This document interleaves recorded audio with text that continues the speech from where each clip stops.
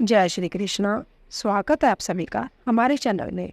आज हम इस वीडियो में कथा के द्वारा जानेंगे कि हर मनुष्य अपना अपना भाग्य लेकर पैदा होता है। आइए शुरू करते हैं। अपना अपना भाग्य। प्राचीन काल में हिमालय की तलहटी में बिलासपुर नाम का एक नगर बसा हुआ था। उस नगर का राजा था विनयशील। विनयशील की आयु जब डलने लगी तो उसकी जवान रानियों ने उसकी अपेक्षा करनी शुरू कर दी। इससे राजा बहुत चिंतित हुआ। वह अपना यौवन पुण्य प्राप्त करने के लिए प्रयास करने लगा। एक दिन उसने अपने राजवेद तरुण चंद्र को बुलवाया और उससे कहा, वैद्यराज, क्या आप कोई ऐसी दवा तैयार कर सकते हैं जिससे मैं फिर से यौवन अवस्था को प्राप्त हो सकूं? राजा का प्रश्न सुनकर वेद ने मन में सोचा, कितना मूर्ख है यह राजा, जो यह जानते हुए भी कि एक बार बूढ़ा हो जाने के बाद व्यक्ति फिर से जवानी प्राप्त नहीं कर सकता, फिर भी यह जवान होने की दवा प्राप्त करने का उत्सुक है। इसे तो मूर्ख बनाकर इससे धन हेठना चाहिए। ऐसा विचार कर उसने राजा से कहा, हे राजन, दवा तो मैं तैयार कर सकता हूँ, लेकिन दवा से लाभ प्राप्त करने के लिए आपको मेरे निर्देशों के अनुसार कुछ दिन संयम बरतना होगा। किस प्रकार का संयम? राजा ने पूछा। आपको 8 महीने तक किसी तय खाने में रहना होगा। वैद्य बोला। वह किस लिए? राजा ने पूछा। राजन, सूर्य की रोशनी में वह दवा अपने वांछित प्रभाव नहीं पैदा कर पाती। वह दवा ऐसी जगह ही प्रभावकारी रहती है जहां सूर्य की रोशनी ना पहुंच सके। वैद्य ने बताया, युवावस्था प्राप्त करने के लिए हम इतना सा त्याग करने को तैयार हैं। मैं तय खाना बनवाता हूँ, तुम दवाइयाँ तैयार करो। राजा ने कहा, राजन, मेरी एक प्रार्थना और भी है। वैद्य बोला, तय खाने में आपको अकेले ही रहना होगा। आपके सेवक तय खाने के अंदर ना जा सकेंगे। वह आपको दरवाजे पर ही भोजन एवं दवाइयाँ पहुंचा दिया करेंगे। राजा ने वैद्य का यह निवेदन भी स्वीकार कर लिया और आदेश देकर कुछ ही दिनों में एक तय खाना तैयार करा दिया। तय खाना तैयार हो गया। यह जानकर वह दुर्त वैद्य मन ही मन बहुत खुश हुआ। वह सोचने लगा, अब आएगा आनंद। कुछ ही दिनों में बूढ़ा राजा तय खाने में रहकर मर जाएगा। फिर सारा राजकार्य मेरी आज्ञा अनुसार ही चला करेगा। निश्चित अवधि पर उस वैद्य ने राजा को तय खाने में भेज दिया और उसका उपचार करने का ढोंग करने लगा। उसने राजा से कहा, राजन, अब कुछ ही दिन बाद आपके स्वास्थ्य पर प्रभाव पड़ना आरंभ हो जाएगा। आपकी डेली जरूरियों से बड़ी त्वचा फिर से तनने लगेगी। आपका शरीर हष्ट पुष्ट हो जाएगा। आप इतना शानदार शरीर प्राप्त कर लेंगे कि आपकी रानियां भी आपको एक एक पहचान ना पाएगी। जय सुनकर राजा खुश हो गया और बोला, हम यही तो चाहते हैं वैद्यराज। यदि मुझे फिर से जवानी प्राप्त हो गई तो मैं तुम्हें माला माल कर दूंगा। दुष्ट वैद्य इधर तो राजा को जवान बनाने का ढोंग करता रहा, दूसरी ओर वह गुपचुप एक षड्यंत्र को जन्म देने लगा। उसने कुछ ही दिनों में अपने कुछ विश्वास व्यक्तियों के द्वारा जंगल से तहखाने तक एक गुप्त सुरंग खुदवा दी। इसके बाद वह किसी ऐसे व्यक्ति की तलाश में रहने लगा जो राजा की शक्ल से मिलता जुलता हो, लेकिन जवान पुरुष हो। देवजोग से कुछ ही दिन बाद नदी के तट पर स्नान करता हुआ एक ऐसा व्यक्ति उसे दिखाई दे गया जिसकी शक्ल सूरत बूढ़े राजा से काफी हद तक मिलती थी। वैद्य उस व्यक्ति के पास पहुंचा और उससे पूछा, नौजवान, लगता है इस नगर में पहली बार आए हो। कहाँ के रहने वाले हो तुम? आपने ठीक पहचाना श्रीमान, उस युवक ने कहा। मैं इस नगर में पहली बार ही आया हूँ, पर आप जैसा क्यों पूछ रहे हो? वैद्य ने अपने स्वर को यथासंभव बनाते हुए कहा, नौजवान, तुम मुझे अपना मित्र ही समझो। अगर तुम मेरे कहने के अनुसार काम करने के लिए तैयार हो जाओ तो मैं तुम्हें इस नगर का राजा भी बना सकता हूँ। राजा, आप तो बड़ी आश्चर्यजनक बात बता रहे हो श्रीमान। युवक ने आश्चर्य से पूछा, आपका नाम क्या है? मुझे वैद्य तरुण चंद्र कहते हैं। राजा पर मेरा बहुत प्रभाव है। वैद्य ने कहा, ओह, यह तो बड़ी खुशी की बात है कि आप इतने प्रभावशाली व्यक्ति हैं। वैसे मुझे राजा बनने के लिए क्या करना पड़ेगा? युवक ने पूछा। बस सिर्फ कुछ दिन तुम्हें तय खाने में रहना पड़ेगा। फिर जब तुम तय खाने से बाहर आओगे तो राज सिंहासन पर बैठने के हकदार बन जाओगे। मुझे आपका यह प्रस्ताव स्वीकार है श्रीमान। अब जय भी बता दीजिए कि मुझे कितने दिन तक प्रतीक्षा करनी पड़ेगी। मेरा मतलब है मुझे कितने दिन तक तहखाने में रहना पड़ेगा। युवक बोला, ज्यादा दिन नहीं रहना पड़ेगा। वैद्य ने कहा, ज्यादा से ज्यादा 4 दिन। तब तक मैं अपनी योजना को क्रियान्वित कर लूंगा। ठीक है, मैं नदी के किनारे एक धर्मशाला में ठहरा हुआ हूँ। जब भी आप मुझसे मिलना चाहो वहां चले आना। यह कहकर वह युवक अपने ठहरने के स्थान पर चला गया। वैद्य और भी तत्परता से अपनी योजना में व्यस्त हो गया। एक रात उसने बूढ़े राजा को दवाई में जहर मिलाकर दे दिया, जिसके कारण उसकी मृत्यु होगी। वैद्य ने उसकी लाश कंधे पर लादी और सुरंग के रास्ते बाहर ले जाकर एक कुएं में फेंक दी। उसी रात वैद्य धर्मशाला से सुरंग के रास्ते से उस युवक को तहखाने में ले आया और युवक से बोला, तुम्हें जहाँ कुछ ही दिन का कष्ट सहना पड़ेगा। जैसे ही तुम्हारी दाढ़ी मूछें बढ़ जाएंगी, मैं तुम्हें इस तहखाने से निकालकर राजभवन में ले चलूंगा। तुम ऐसे जाहिर करना जैसे बुढ़ापे से छुटकारा पाकर नए नए जवान हुए हो। अगर राजभवन में तो मुझे किसी ने ना पहचान कर शंका प्रकट की तो? युवक ने आशंका प्रकट करते हुए कहा, वह सब मुझ पर छोड़ दो, मैं सब संभाल लूंगा। वैद्य बोला, तुम सिर्फ एक ही बात का ध्यान रखना कि मैं जैसा कहूं उसी के अनुसार काम करते रहना। ठीक है, मैं वैसा ही करूंगा, युवक ने कहा। फिर वैद्य वहां से निकलकर राज दरबार में पहुंचा। उसने सभी सभासदों के समक्ष कहा, तुम सभी लोगों के लिए एक शुभ समाचार है। मेरी दवाइयों से महाराज आबादी से पहले ही जुबा हो गए हैं। कल वह महल में पधारेंगे। आप लोगों ने स्वागत के लिए तैयार रहना। हम अपने स्वामी के नवरूप का भरपूर स्वागत करेंगे। सभी सभासदों ने एक स्वर से में कहा। यही बात वैद्य ने रानीवास में पहुंचकर भी दोहराई। जय सुनकर रानियां प्रसन्न हो गई। उन्होंने वैद्य को राजसी कोष से धन दिलाने का आश्वासन दिया।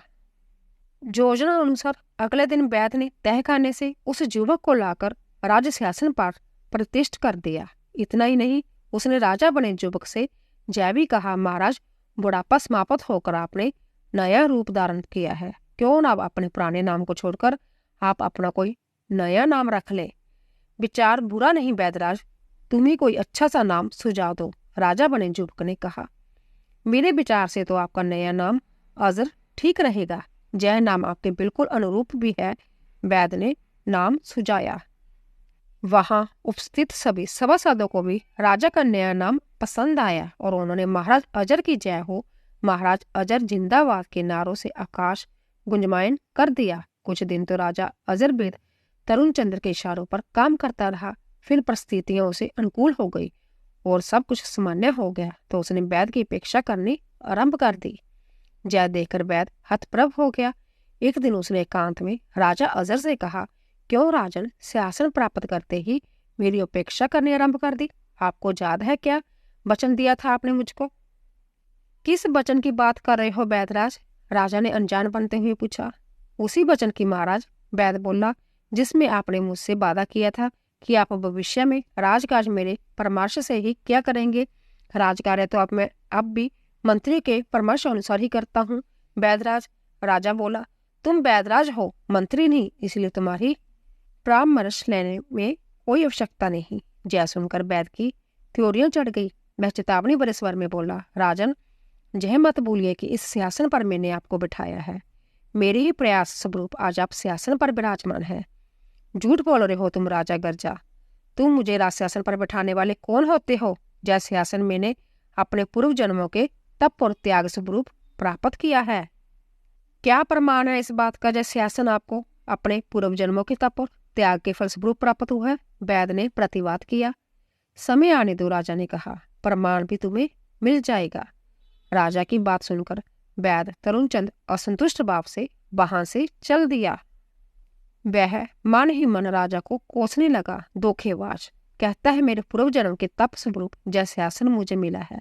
समय आने पर देख लूंगा तेरे तप और त्याग को भी।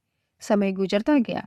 एक दिन राजा नौका विहार के लिए अपने मंत्रियों एवं तरुण चंद्र वैद्य के साथ नदी किनारे पहुंचा। वहां उसने नदी के जल में बहते 5 कमल पुष्प देखे। उसने आदेश देकर वह 5 फूल नदी में से निकलवाए। फिर गौर से उन्हें देखता हुआ बोला, आश्चर्य है, जय फूल तो बिल्कुल सोने के लगते हैं। जीवन में मैंने कभी इतने अद्भुत कमल के फूल नहीं देखे। हाँ राजन, मंत्री ने भी राजा की बात से सहमत होते हुए कहा, ऐसे फूल तो मैंने भी पहली बार देखे हैं। देखिए तो इनमें कैसी सुंदर पीली किरणें निकल रही है। इन्हें तो आप अपने सरोवर में उगवाइए। राजा ने वैद्य तरुण चंद्र की ओर देखा और उससे कहा, वैदराज, आप तो वनस्पति विज्ञान में गहरी दिलचस्पी रखते हैं। बहुत सी जड़ी बूटियों को आप देखते ही पहचान लेते हैं। हमें भी आप ही के कारण नवजौवन मिला है। आप नदी के उद्गम स्थल पर जाकर उस स्थान का पता तो लगाइए जहां से यह फूल नदी में बहकर आए हैं, और यदि हो सके तो इनके कुछ बीज भी ले आइए। मैं इन्हें अपने सरोवर में लगवाना चाहता हूँ। कोई और अवसर होता तो वैद्य तरुण चंद्र जाने से इनकार कर देता, किंतु इतने मंत्रियों की उपस्थिति में वह इनकार ना कर सका। इनकार करता तो उसकी योग्यता पर प्रश्न चिन्ह लग जाता। सब यही सोचते कि इस वैद्य को वनस्पति शास्त्र का कोई ज्ञान नहीं, यह तो यूं ही डींगे हाँकता रहता है। अंततः जग हंसाई के डर से वह जाने के लिए तैयार हो गया। नदी के बहाव की विपरीत दिशा में चलता हुआ वैद्य नदी के उद्गम स्थल निकास पर पहुंच गया। वहां उसने एक बहुत पुराना ऐसा शिव मंदिर देखा जो खंडर में तब्दील हो चुका था।